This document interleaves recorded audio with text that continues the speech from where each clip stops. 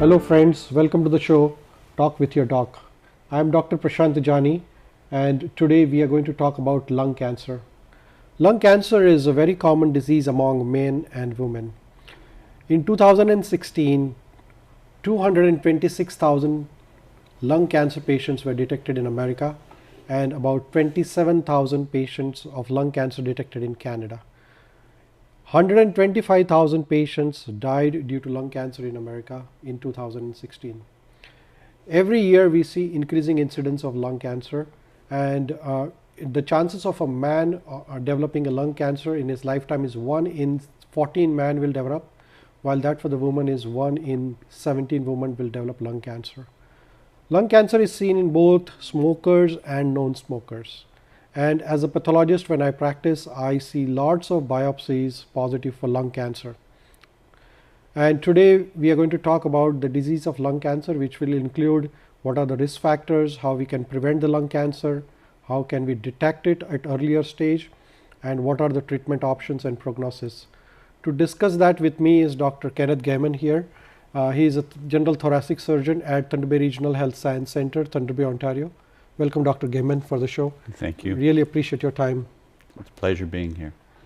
We see a lot of lung cancer patients every day, and I always wonder what will be the cause of the lung cancer in the non-smokers, because one of my friends' mother, she was in the 60s, she never smoked, nobody in her family smoked, but she got a lung cancer and she died with a lung cancer. And this always wonders me. And many of the smokers don't get lung cancer.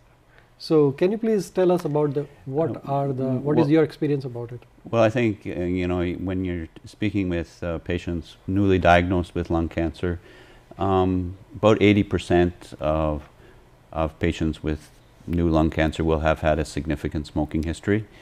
And if you inquire, they will speak about that if they didn't actually smoke, they got exposure secondhand to smoke, either in a bar or their parents smoked at home, in the house, or in the car.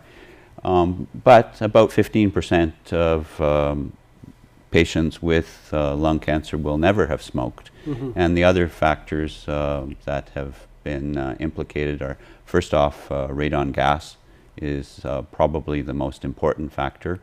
And some authorities have said that radon gas may be responsible for as much as 20% of all lung cancers. And radon comes from decomposing uranium, which we all have here in the Canadian Shield. Yes. And so you can be exposed to it in your own home. I read about a story of a patient from Ottawa. He stayed for 5 years in one of his houses, and later on he was not a smoker, and he got diagnosed with the lung cancer. And he was wondering what caused my lung cancer. And they went back and checked the radon level in his house, which was 5 times the normal level.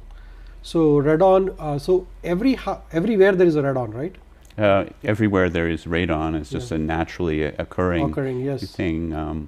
You don't really get exposed to it if you're out in the external environment, outdoors. But it can, be concentrated in your basement, for example. Yes. So that's an important factor. So radon is like colorless, odorless, or there is no. There's no signs of it. No signs of radon. You can't feel the radon in your surroundings, but radon is there. Yes. Or it is more concentrated in your home rather than outside environment, and it is generated from the decomposition of uranium, and more in the basement.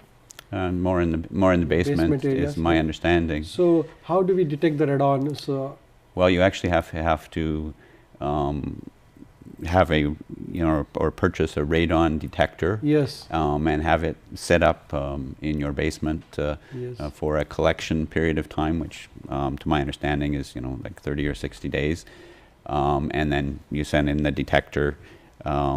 And they'll give you a report as to whether there's significant amounts of radon in your basement. Yeah, okay. Radon detector kit, I've heard about those kits, and then you install in your house for up to 3 months, and then send the kit for the detection of the and I think they're locally available through Eco Superior.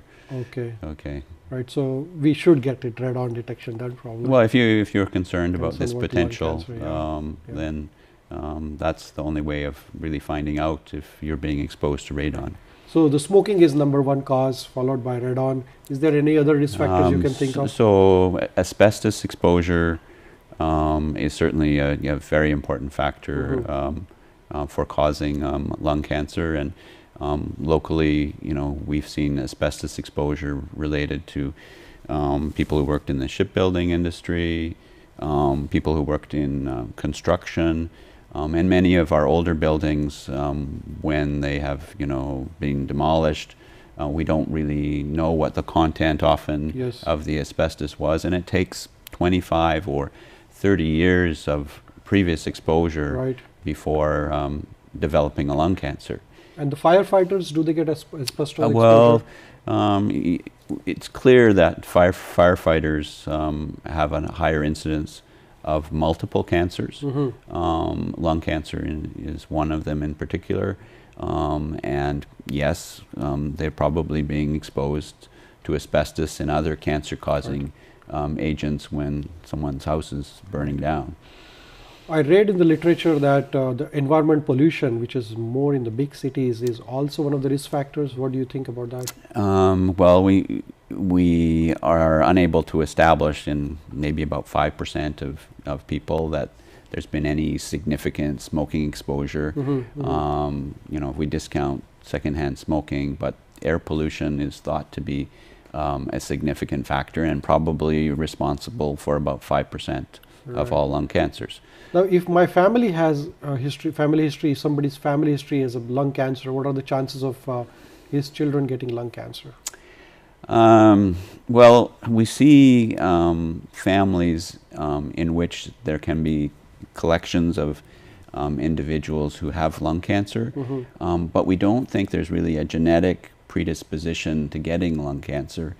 In fact, it may be the case that in certain families don't have the ability to break down the cancer-causing agents classically in cigarette smoke. So it's not that lung cancer is genetic, it's that you don't have the ability to deal with the cancer-causing materials in cigarettes. Right. Is there any role of arsenic in the lung cancer? Arsenic is there in the water, in the land around, and I've heard about the literature. The other sort of chemicals that are